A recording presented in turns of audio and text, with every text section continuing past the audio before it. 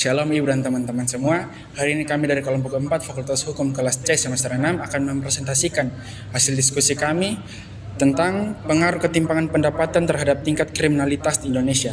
Sebelum itu izinkan kami untuk memperkenalkan diri. Saya Abraham Asyani Pelokila.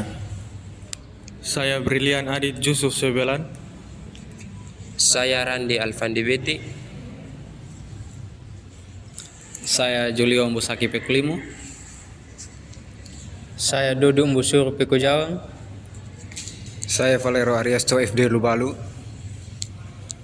Demikian perkenalan singkat kami. Kami semua mengucapkan selamat menonton.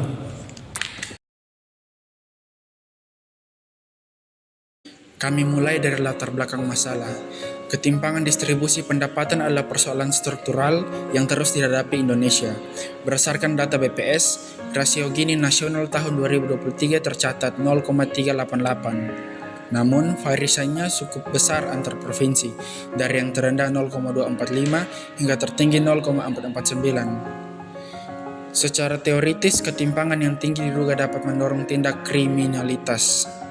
Ini bisa dijelaskan lewat dua sudut pandang. Pertama, frustasi relatif.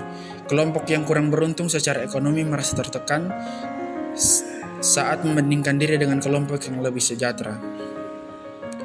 Kedua, pendekatan ekonomi dari Gary Becker yang melihat kejahatan sebagai hasil kalkulasi rasional antara manfaat ekonomi dan resiko hukuman.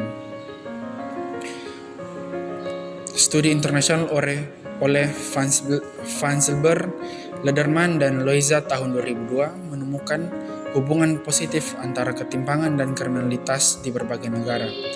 Namun, kajian serupa di tingkat provinsi Indonesia dengan data terbaru 2023 masih terbatas, dan di sini relevansi penelitian kami. Berdasarkan latar belakang tadi, rumusan masalah penelitian ini adalah apakah terdapat pengaruh yang signifikan antara tingkat ketimpangan pendapat terhadap jumlah tindak kriminalitas pada 34 provinsi di Indonesia tahun 2023. Penelitian ini melibatkan dua variabel. Variabel X adalah tingkat ketimpangan pendapatan diukur melalui rasio Gini. Variabel Y adalah tingkat kriminalitas diukur melalui indeks kriminalitas per 100.000 penduduk. Tujuan penelitian kami adalah mengetahui dan menganalisis pengaruh ketimpangan mendapatkan terhadap kriminalitas, serta mengukur sebagai besar kontribusi ketimpangan pendapat dalam menjelaskan variasi kriminalitas antar provinsi. Untuk mendasari penelitian ini, kami menggunakan 4 teori. Pertama, pendekatan ekonomi dari Break tahun 1968 yang memandang kejahatan sebagai hasil kalkulasi rasional. Semakin timpang kondisi ekonomi, semakin besar manfaat relatif dari tindak kriminal bagi kelompok miskin. Kedua, teori Strain dari Metro tahun 1938. Kesenjangan antara aspirasi ekonomi dan peluang yang tersedia secara sah dan mendorong seseorang mampu cara ilegal. 3. Rasional Gini sebagai indikator utama ketimpangan bernilai 0 untuk mempererat kesempurnaan hingga 1 untuk ketimpangan sempurna. Keempat, bukti empiris.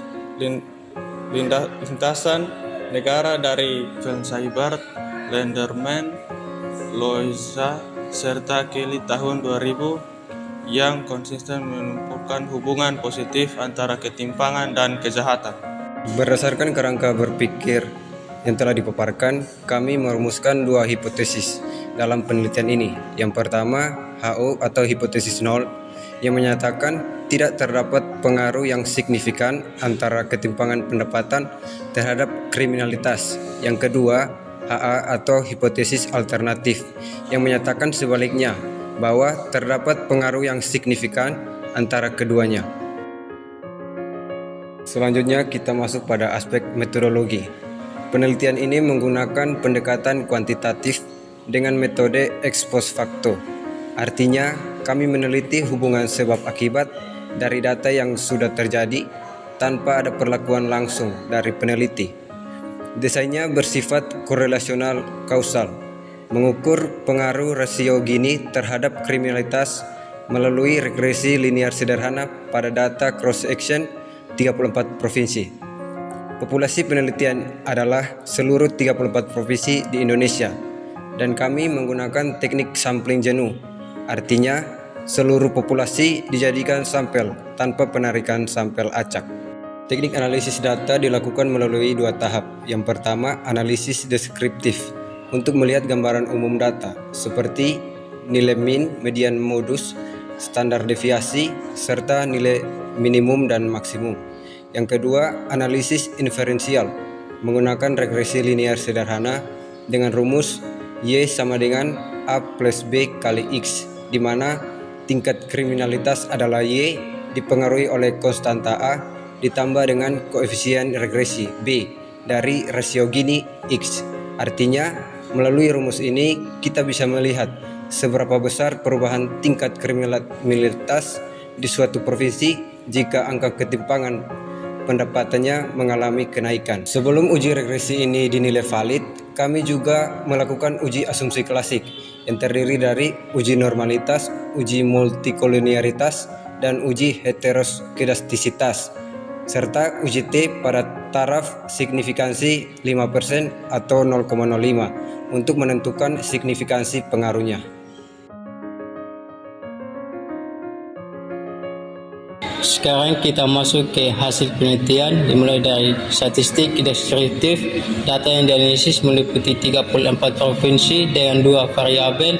Untuk rasio Gini atau variabel X rata-rata 0,3443 dengan simpangan baku 0,468, nilai minimum 0,245 dan maksimum 0,449. Untuk indeks kriminalitas atau variabel Y rata-ratanya 9,2282 dengan simpangan baku 1,0036, nilai minimum 7,44 maksimum 11,38 yang tercatat di Metro Jaya. Sebaran data kriminalitas ini dilihat pada histogram berikut. Terlihat sebagian besar provinsi memiliki indeks kriminalitas pada kisaran menengah mendekati rata-rata 9,23. Distribusinya relatif simetris dengan sedikit provinsi berada di nilai ekstrim baik tinggi maupun rendah. Lalu untuk melihat pola hubungan antara kedua variabel, kami menampilkan diagram pencar atau scatter plot. Ini titik-titik data cenderung bergerak naik seiring meningkatnya rasio Gini, mengindikasikan adanya hubungan positif antara ketimpangan pendapatan dan kriminalitas, meskipun sembaran titiknya masih cukup lebar di sekitaran garis regresi. Sebelum masuk ke hasil regresi, kami melakukan dua pengujian persyaratan analisis. Pertama, uji normalitas menggunakan Shapiro-Wilk menghasilkan nilai W sebesar 0,9803 sedangkan signifikan P sebesar 0,7814 karena P lebih besar dari 0,05. Residual dinyatakan berdistribusi normal. Kedua, uji heteroskedastisitas menggunakan Bragg-Pangan menghasilkan nilai LM sebesar 1,0523 dengan signifikan P sebesar 0,3050 karena P lebih besar dari 0,05. Tidak ditemukan segala heteroskedastisitas, artinya varians residual bersifat konstan. Dengan demikian uji ini terpenuhi, model regresi kami layak digunakan. Sekarang masuk ke inti hasil penelitian. Persamaan regresi yang kami peroleh adalah Y topi sama dengan 5,7849 ditambah 10,002 kali X, artinya setiap kenaikan satu satuan rasio Gini diprediksi meningkatkan indeks kriminalitas sebesar 10,002 satuan. Koefisien korelasi R sebesar 0,4668 tergolong kategori hubungan sedang. Koefisien determinasi R kuadrat sebesar 0,2179, artinya 21,8%. Variasi kriminalitas bisa dijelaskan oleh ketimpangan pendapatan. Sisanya 78,2% dijelaskan menggunakan faktor lain di luar model. Hasil uji T menunjukkan T hitungan sebesar 2,9860 dengan DF 32 dan nilai signifikan P sebesar 0,005383. Karena P lebih kecil dari 0,5 maka HO ditolak dan diterima. Terdapat pengaruh positif dan signifikan antara ketimpangan pendapatan dan kriminalitas. Hasil pengujian hipotesis tadi mendukung kerangka berpikir kami. Semakin tinggi ketimpangan pendapatan suatu provinsi, semakin tinggi juga kecenderungan kriminalitasnya. Sejalan dengan teori Strand-Merton, temuan ini juga konsisten dengan studi lintas negara oleh Van Sybert, Lederman, Loisa, dan Kelly. Dan perlu dicatat, kontribusi model ini tergolong sedang R kuadrat 21,8% menunjukkan ketimpangan pendapatan itu penting, tapi bukan satu-satunya. Faktor penentuan kriminalitas di sisi lain, asumsi klasik seperti normalitas dan homokedentitas terpenuhi sehingga estimasi koefisien regresi kami bisa dianggap efisien. Berdasarkan materi yang telah disampaikan, kami menyimpulkan bahwa penelitian ini membuktikan terdapat pengaruh positif dan signifikan antara tingkat ketimpangan pendapatan terhadap jumlah tindak kriminalitas pada 34 provinsi di Indonesia pada tahun 2023 dengan nilai T sebesar 2,9860 dan nilai P sebesar 0,005383 dan korelasi R sebesar 0,4668 dan R kuadrat sebesar 21,8%. Artinya, semakin tinggi rasio Gini suatu provinsi, semakin tinggi pula kecenderungan kriminalitasnya. Sementara 78,2% sisanya dipengaruhi oleh faktor lain. Implikasinya, upaya menurunkan kriminalitas tidak bisa dilepaskan dari penanganan. Ketimpangan pendapatan misalnya lewat perluasan akses lapangan kerja, bantuan sosial tepat sasaran, dan kebijakan fiskal progresif. Kami juga punya 3 saran bagi pemerintah. Perkuat program pemerataan ekonomi dan perlindungan sosial di provinsi dengan ketimpangan tinggi. Bagi aparat penegak hukum, arahkan strategi pencegahan kriminalitas yang lebih intensif ke wilayah dengan ketimpangan ekonomi tinggi. Dan bagi peneliti selanjutnya disarankan menambahkan variabel kontrol lain, seperti pendidikan, pengangguran, dan kepadatan penduduk, serta mempertimbangkan data panel multitahun.